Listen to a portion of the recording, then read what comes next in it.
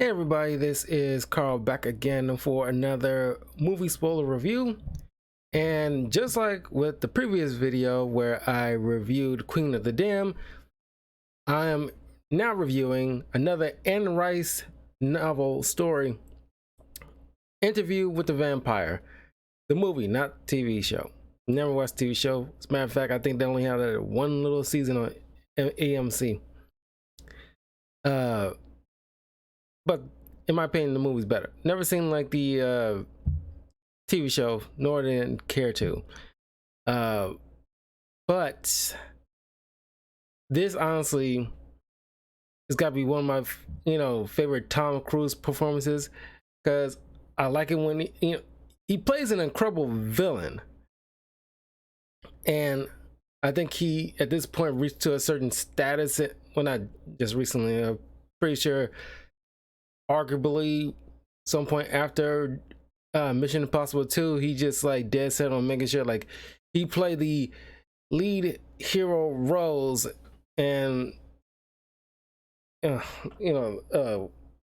guy's got a hell of an ego, but he just would not be relegated to be sidelined, or he's the center of attention. Matter of fact, I don't know whose ego's bigger, The Rock or Tom Cruise.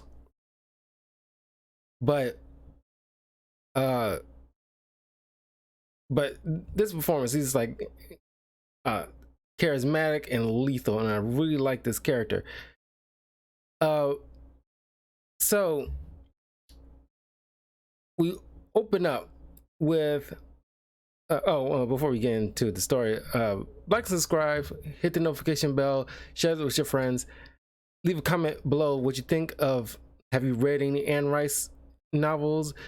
Which is your favorite story? How you feel about Interview with the Vampire? And of course, this movie is directed by Neil Jordan, and we have Tom Cruise as Lestat, Brad Pitt as Louis, Antonio Banderas as Armand, Stephen Rye as Santiago, Christian Slater, Daniel Malloy, little young Kristen Dunst as Claudia. Thandie Newton has like a uncredited, credited role as Yvette. Andrea Ove as a New Orleans whore. But yeah, so we open up with Louis speaking with a interviewer who apparently has been watching Louis, because I guess maybe he suspects Louis. I haven't read any Anne Rice books. I watched the only Anne Rice things I apparently watched was Queen of the Dam and Interview with a Vampire. I don't think there's any other movies based on her books that I've seen. But apparently Malloy was watching Louis from afar, now realizing Louis was watching him, because you can't, it's very hard to get a jump on a vampire as a human.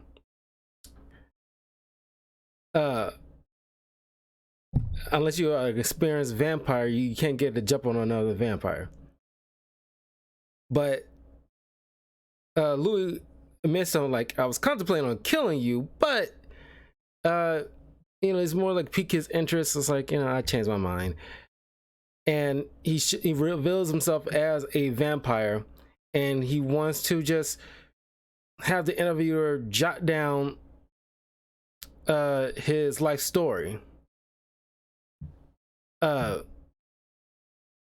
more so as like a precautionary tale. As a matter of fact, it's kind of what I'm thinking about right now, it's not too dissimilar to what Lestat and Queen of the Dam have done. They're all kind of like, not the movies, but the books kind of like interweave into each other, with a few liberties taken when it comes to the movies, because they're kind of like separate entities. But in The Queen of the Damned, that Lestat, wanted to reveal to the world about vampires via music. While here, Louis decides, like, tell my tale, send it to you hear him say, like, by the end of the movie, like, put it out to the world, send it to papers. I don't care. It's, just like a warning in a way, or at least, like, I don't know about warning, but just the pitfalls if you come across like a vampire at some point down the line, because they exist, and they try to turn you.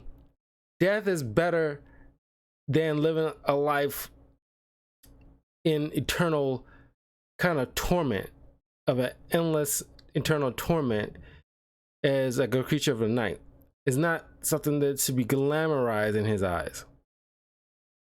But anyway, he tells the tale on how he became to be, his life, death, and undeath. He had a wife who died via childbirth along with a child, so he is just in a completely depressed state, and he ends up gambling his fortune away. He tried to, like, he can't take himself out conventionally. He just he was on this long trail of destructive nature, and hope, like, the universe will do it for him. But he is then sought out and attacked by Lestat, who was watching from afar, and he bit him, gave him a choice of dying or becoming better than he was, living as a vampire. So he gives Louis one final day because in most cases in vampire tales, it usually takes about maybe a day to turn. But well, in this case, he kind of like, he doesn't take him to that point. He gives him a choice. It's like, I'll give you a day to make up your mind. So he spends the day just looking at, the sun. And it's like spending his final, time in the sunlight, because he'll never gonna experience that ever again without dying. So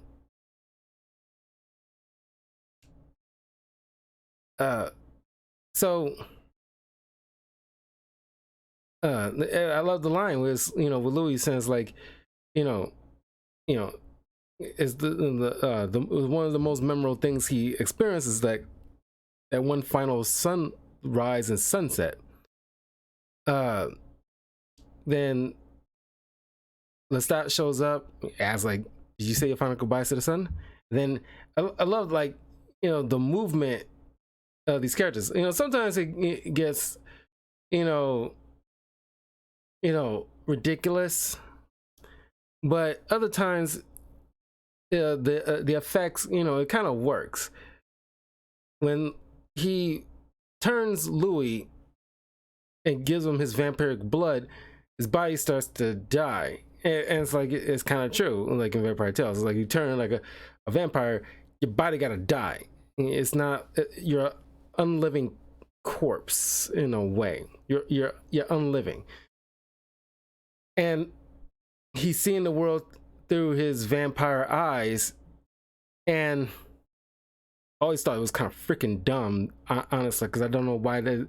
Because sure, in my review of Dracula Untold, which is one of my favorite vampire movies, which is on the channel, you can watch my review of that, where Dracula in that recounted how it was watching the world through vampiric eyes. His sight, his senses was like, on a level like a wolf or a tiger, where he's peering out into the sky and see the night sky and the stars, and like very brighter than your average human can actually see, and see like, you know, comets and stuff, you know, shooting stars, and here it's like you know, deer in a distance, and you know, all the animals and critters all over the place. It's like it, it it's heightened to a certain degree that it's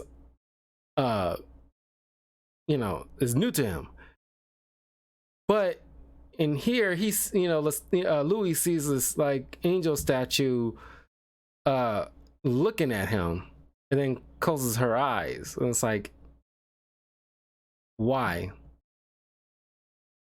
It's like, for visual effect, it still doesn't make any sense.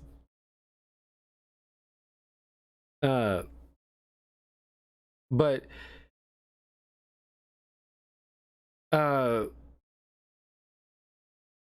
so, you know, he lives with Lestat on this plantation, and I like here we seated, well, Lestat seated here. It's like, you know, because Louis doesn't want to feed off of human beings, so Lestat, you know, gives him a rat and said, like, you know, even though it's not as good as humans, but it's a good survival mechanism in case you're ever, you know, on a boat for a long period of time. You know, it'll carry you over for a while. So Louis, you know, very rarely actually feed off of humans. You see him do it from time to time, but he doesn't relish in it like Lestat does. But Lestat, if you read in the Anne Rice novels, he was known as like the little brat, because he is just like in like Queen of the Dam. He's very flippant with the rules of what vampire society is supposed to behave like. And the guy who turned him in the books, immediately after he turned him, he, you know, offed himself in the sunlight, leaving Lestat without any kind of guidance. In such a long time, Lestat have to, I looked this up very briefly, but Lestat had to pretty much make up his own rules, look out for himself, and like figure things out on his own. So his mentorship was kind of like, you know, was kind of misguided. You know, he just give him something that's generally correct, but so far as like, you know, Louis has answers about like, you know, what it is to be a vampire and all this, you know, other stuff that, you know, he's always wanted to know, like, what are we, and, you know, who created us, and where all it began. And like, Lestat had no answers for that, nor did he care. And he's kind of just like in like the Renfield movie. This is like a, you know, perfect example of like a toxic relationship, because Lestat is just like he's starved for, I wouldn't say starved for companions, but he's like, he is forcing Louis to stay with him, because what he sees in Louis is something he doesn't see in anybody else, and it becomes like an almost like a session. He refused to have Louis tear away from him for too long.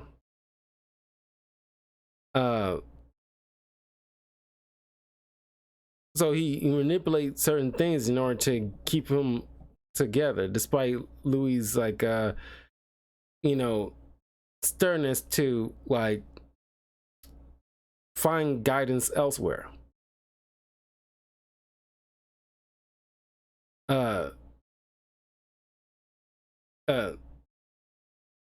He loves high society life.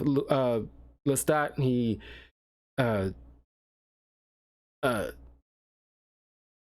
he tried to get Louis to feed off this aristocratic woman who, as he puts it, like the blood of evildoers is always the sweeter, because he points out this woman holding these poodles. I forgot what he said she did. She did something and blamed it on one of her slaves, and so he feel like, oh, like, you know, it might be easier for you to feed off of like bad people. So let's I'll take her manservant, and you go after the woman. And of course, Louis, you know, it's like he went after her poodles instead. And you know, of course, she's wailing and crying, and Lestat just, you know, shows up, snaps her neck. They get into an argument because Louis just sees himself as a monster at this point. And Lestat points out it's typical for like kind of, you know, true toxic behavior. And I really like using, like, you know, establishing toxic behavior to like a gender. I'm not going to say male you know, a toxicity, but or toxic masculinity. It's just toxic behavior in general, whereas like, you're nothing, just remember you're nothing without me. So it's just like, holy shit, man, this dude's like, you know, just like, you know, bad to be around. It's kind of like those you know, I'm pretty sure many females will know about like those bad boys that they know they probably should quit, that's, you know, probably destructive, but it's hard to tear away from. Some years go by, and eventually Louis comes upon, because during around this time when like the plague was, you know, was you know, well, they're in New Orleans. They mentioned they were in New Orleans, and there's certain areas being affected by the plague. But the plague primarily was in Europe in a certain point in time. But I guess it makes sense because the level of rats that was there, and the rats were the ones who caused that, the many rats, those ones who were the root cause of the plague. But they happened upon Claudia, who was crying because her mom died of the plague. So Louis trying to comfort her, but then he got hungry, bit her, and Lestat just shows up and just, I mean, I think Tom Cruise is probably like having a ball doing this. And ironically, this is one of those rare movies where Tom Cruise ain't doing no crazy stunt or doing nothing but running. It's just, this is early years of Tom Cruise where he just solely on just his acting skills alone, and none of those trying to draw people in on crazy stunts. Matter of fact, if they, you know, do another kind of movie, like a sequel to the Interview with a Vampire, I'm pretty sure he will gladly come back as Lestat, and Brad Pitt come back as Louis. Like, I'll be down to, you know, check out that movie. That'll be very good to see the continuation, what happened after this moment, and bring in Christian Slater again. Because primarily these three, like, you know, well, of course I say Kristen Dunst too, but you know, she died in this movie, or as Claudia. But so primarily it's these three that's holding this movie together. Not that it's the bad movie and they're the only good parts. It's just that they're like the hook to these films, to this film.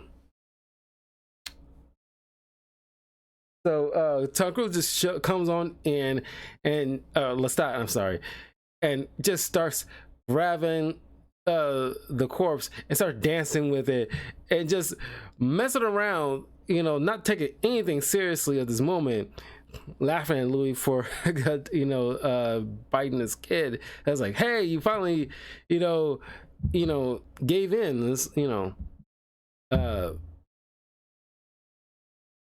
and Lestat just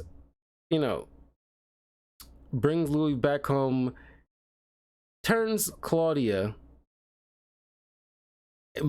and Malloy kind of figured out, like, so he turned the girl in order to keep you to get you to stay. He manipulated like events just to not the entire event, but he used this to his advantage in order to get Louis to stay, so he won't be tempted to just cut and run or do anything else self-destructive, because like Louis just a walking sense of depression, where it's like he's never, throughout the story, he's never like truly content with his life. It's always at best a melancholy mood, or just in like a deep depression. It's like even before the whole vampirism, he lost his wife and child, and I'm pretty sure prior to that he was probably at his happiest.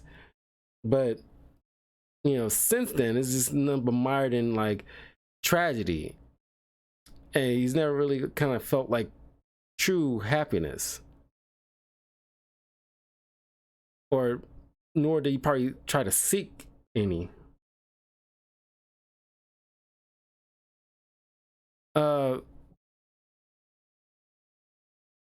So Claudia, now the vampire, which is kind of like gonna be a double-edged sword years down the line, but she looked to Louis as a proper parent figure, even to the point where she sleeps in his coffin when she's scared, at dawn, and she wakes up in the middle of the day to sleep in his coffin with him. But it's Lestat that teaches Claudia how to be like a merciless killer, to the point where she's like not like understanding a certain boundary, because like when she goes to like a store, when, because she likes all these Victorian dolls. It was kind of like those Victorian dolls, look like soulless little figurines that years down the line would turn to like creepy demon possessed things. She killed the shop owner just to get like a doll that he was working on, because he tells her, oh, you're not going to be able to afford any of this, little girl, and he just outright just kills him just to have the doll. And when she has this, they have this seamstress work on Claudia's dress, she pricked her finger, and then Claudia ends up draining her of blood and upset Lestat. I was like, no, I told you not in the house. And then once again, like when they arranged to have Claudia learn to play the piano, she ends up draining the blood of her piano instructor. So now Lestat's like, what did I just tell you? So now he has to be the one to teach her how to play, and it becomes like an astute pianist. But then they end up moving again. They move back and forth between the New World and back to Europe. And you see times change when now it's like you're in like I'm pretty sure it will be the not industrial age, but it's like Victorian era, something like that, where they have steamboats powered by coal. And Claudia notices a woman who was changing with the, not the her fence door, whatever you call those things, the picket, not picket, but those doorways cracked open. You can clearly see her naked and cleaning herself and changing her clothes. And it's like, why would you have your door, open for anybody just to come and see? But Claudia, then starts, because this is like a good 30 years down the line since she was turned, and Claudia becomes, depressed, because given the fact that whenever you're turned into a vampire, that whatever age you are at that time, that's where you'll look and stay as forever. So she was what, like, you say she would be like roughly 13, 14, something like that. And that's the look she always looked like. That's when she was turned, which Louis points out it's forbidden to turn someone so young, because psychologically she matures, but she will forever be she will forever have the appearance of a young girl. And she grew envious and angry at the fact that Louis and Lestat for turning her this way, because now she can't experience life as an adult woman. So sure, she will never age, but she will never mature. Well, psychologically she's mature, but not physically. Because I imagine that would like hurt anybody psychologically if they were turned in their young teens, or even like pre-teens or something like that, and then they're stuck like that, and they can't. It's kind of like that young kid in Internals, where it's like, given how he was or she, I'm sorry, was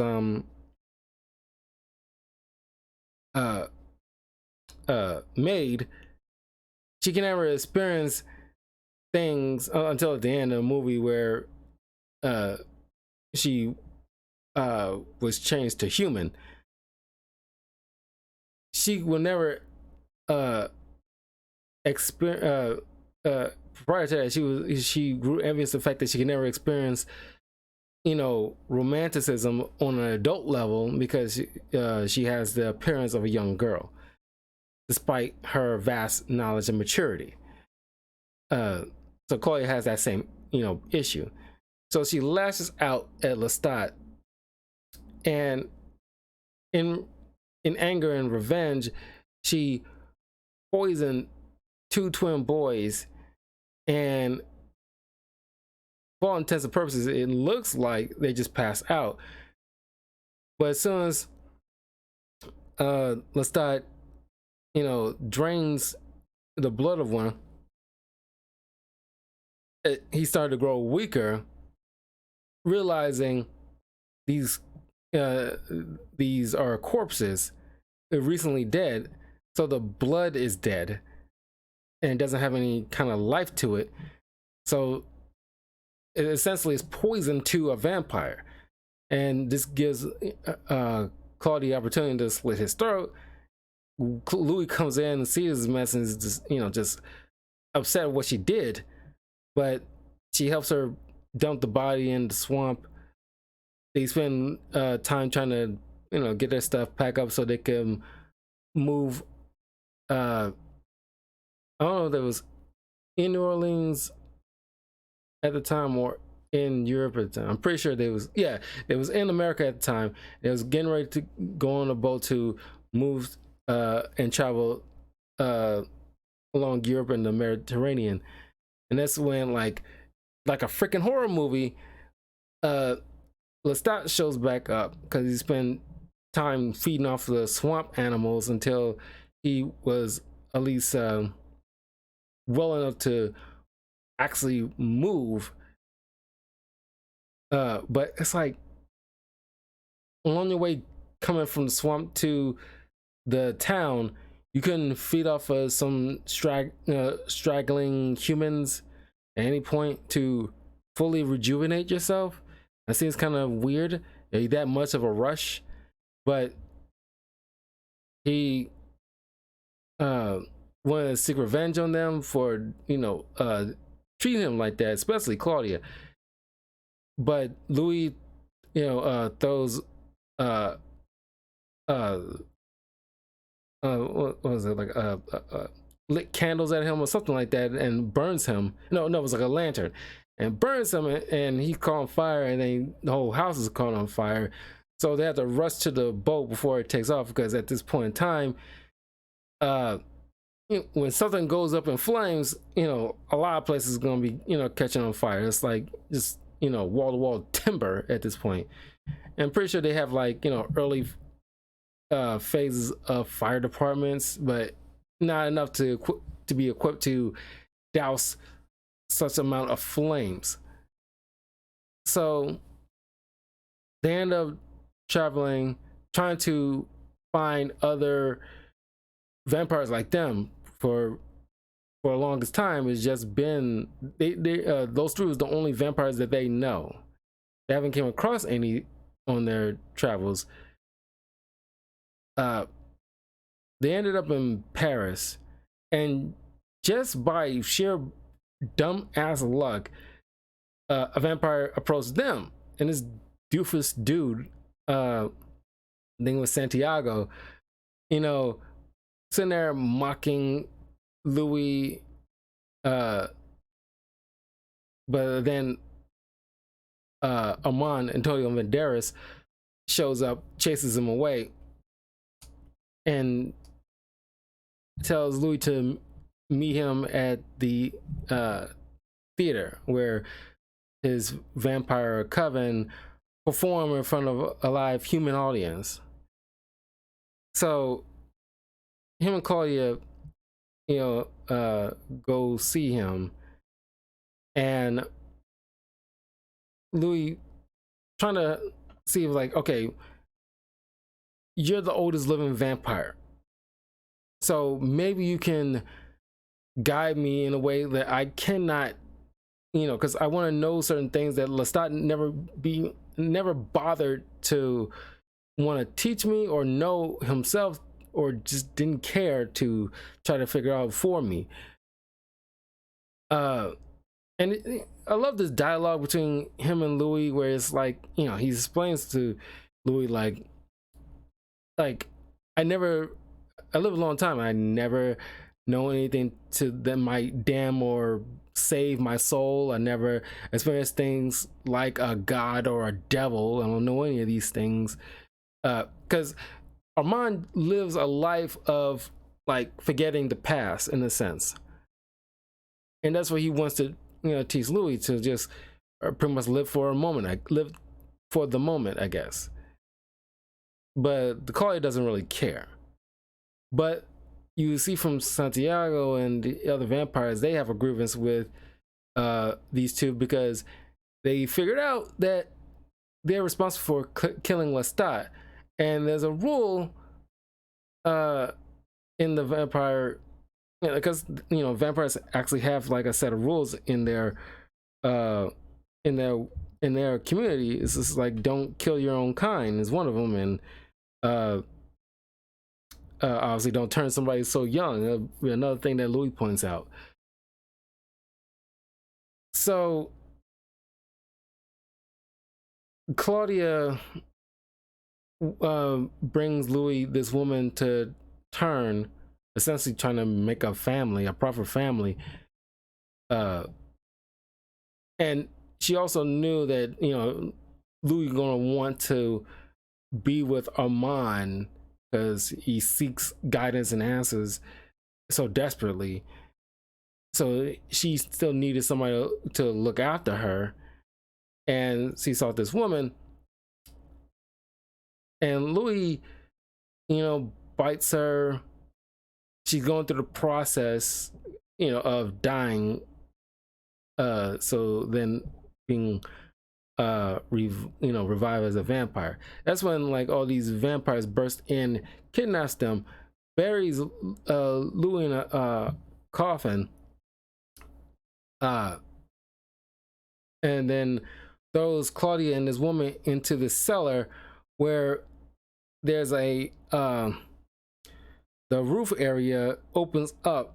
Well, it's an open area, kind of like a sewer kind of situation.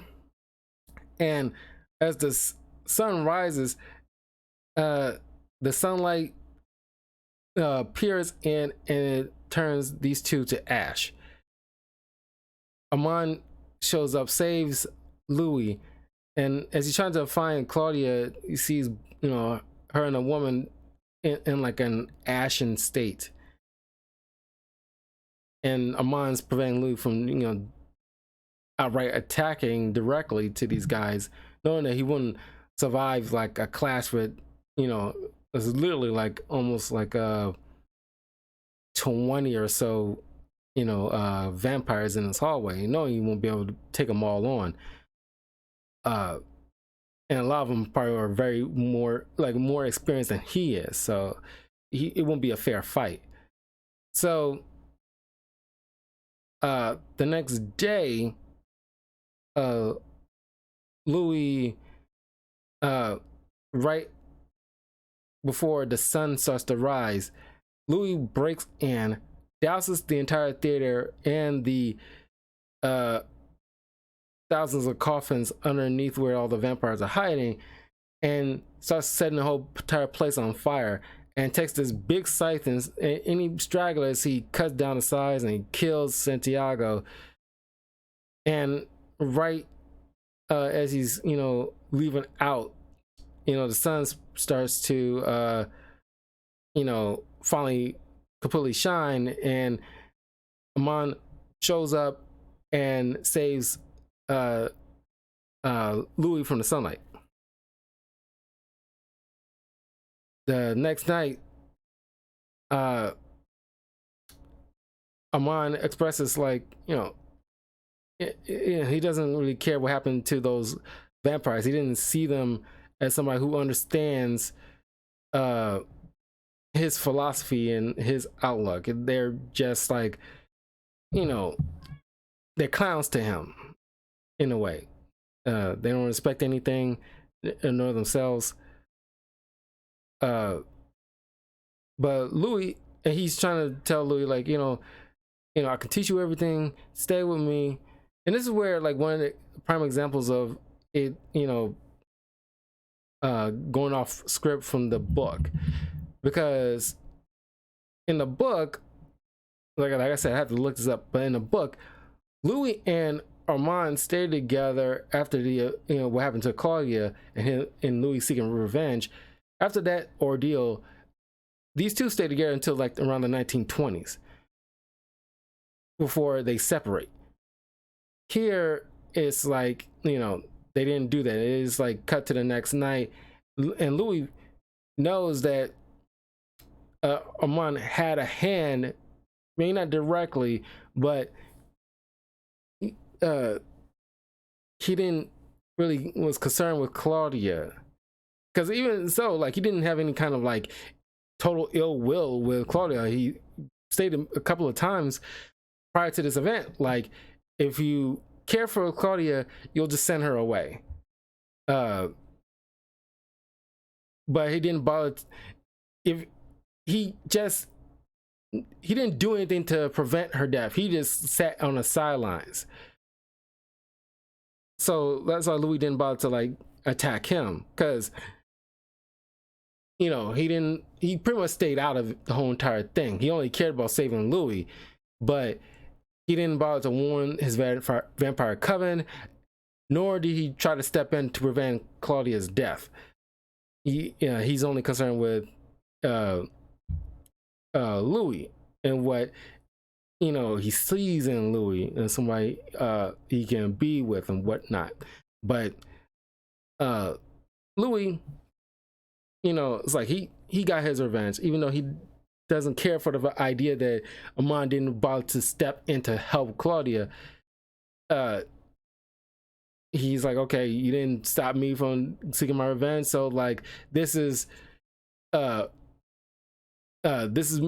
being even. I'm not gonna do anything to you, so I'm just gonna just leave you alone. I don't want anything to do with you. So that's when they Louis spend the rest of his more time just by himself, wallowing in loneliness and despair, or just living a life of like just solitude, until around like 1988, the year I was born, where he's in New Orleans now. And he watched so much technology evolve over the years, to the point where now he actually can. He was there when the first motion picture was made, when he saw things in black and white, and he saw the sunrise again via picture. But then he saw like movies in color, like he saw the first Superman movie.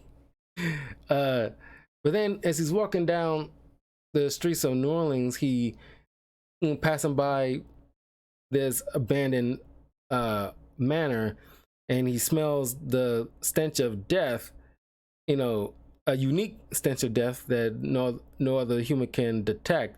He walks inside, sees like a bunch of dead rats, and inside the vines, you notice there's like corpses too, like rotted, like they're practically skeletons, but still like bits of dead flesh there. So arguably they probably there for like a good maybe 20-30 years. He walks inside and sees in a chair a disheveled Lestat, that because in the books Lestat, of course he survived, but he followed Louis and Claudia around but watched from afar. And in the book he knew what happened to Claudia, and he was satisfied and got his retribution via somebody else for what Claudia did. So this is the point in time when him and Louis reconnected. Of course Lestat's not used to like something like, I don't know why, like a helicopter just coming, I guess it's a police helicopter, just come down and poking this light inside the building. What was the point of that? Like, you did your job by, because of course he doesn't understand that that not all light is real sunlight. You understand about candles, and I'm pretty sure you was aware during the industrial age and stuff like that, where it's like electricity was like harnessed to put in light bulbs, and like, so I'm not sure why you're like, this is all like completely like foreign to you at this point. But why is the helicopter hovering, poking his light through the entire building? What was the purpose of that? It was just weird. It was like it's about to, like a SWAT team's about to enter or something. I don't know. But Louis it's just pretty much like telling Lestat, like, look, I ain't, we lived a very long time. I harbor no ill will for you. I'm not coming back to you, but I just I just wish you good luck, man. And so he says his goodbyes to Lestat, and that's where he concludes the story. Malloy is like, like, this can't be the end, but it is. But like, maybe that's why you wanted to tell this story. Maybe you're looking for a companion. That could be me. You could turn me. And Lestat is just like, it's like, oh my god, dude, have you not been listening what I've just been telling you? And like, you missed the entire point of the story. I lived a life of like unending suffering and loneliness and despair and losing people. It's not a wonderful life. Like, I lost so many people that I care about. So he tried to frighten Malloy into showing him like, look, this is what it's like, just a murder, being a murderous monster. You just live your normal life, send this to like the papers or whoever, I don't care, get this out there so people will learn from me. And he disappears. Malloy goes to his car, starts driving off, heading down to the Golden Gate Bridge. Listen to like rewinds the tape of Louis, and then Lestat, jumps out from the back seat, attacks Malloy, takes over the car, and tells him like, like, I want to give you a choice that I never got. And so hinting that he's probably going to turn Malloy and make him his new Louis in a sense. And that's where the movie ends. It's a great movie. It's like still holds up after all these years. Like certain effects were like, a couple of misses here and there, but by and large, this tale is very engaging. All the actors involved did like a top-notch work. Yeah, you learn the rules of the world. You love going through.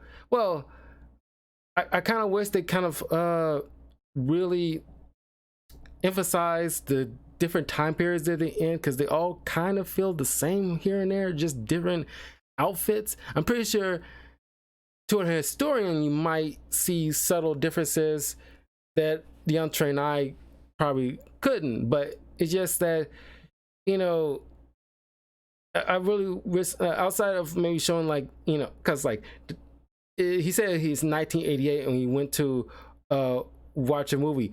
Can you really tell it's the 80s at all? Hell, I mean, even like the X-Men movies can, when they dealing with the 1980s, they highlight, yeah, it's the 80s, given the color and everything like that. I know it's a vampire movie. Everything's usually shot at night, but it's just like you still should be able to tell by the outfits, because modern day in this film would have been 1994, and I don't know. It's just, I really wish they kind of emphasize different time periods that Louis has been involved in, so that way we can automatically know immediately what time period we might be in. But anyway, that was Interview with the Vampire. In a few days, I'll have a new movie review up for you guys. I'll try to get at least a couple of more in before everything's all said and done, and I can move in for Thanksgiving month, and I can get back to some X-Men comic book reviews after I'm done with a couple of Halloween themed comic book reviews here, which is, they're gonna be very short, so I'll probably be able to get them out in a few days as well. My next comic book review will be Dr. Fate. Then after that, Morbius, to wrap all that up. But anyway, leave a comment below. Let me know what you think of Interview with the Vampire, the movie, and I will see you guys later on. Today I'll play a little bit of Call of Duty. Because I got like the Helsing operator uniform and of Alucard. And I got also Lara Croft, but I'm gonna be just doing like Alucard for the most part for this month. I couldn't get freaking Spawn because you need to purchase this entire package, and I just don't want the entire package. I just want Spawn, but whatever. But anyway, I'll see you guys soon. Take care. Have a wonderful weekend.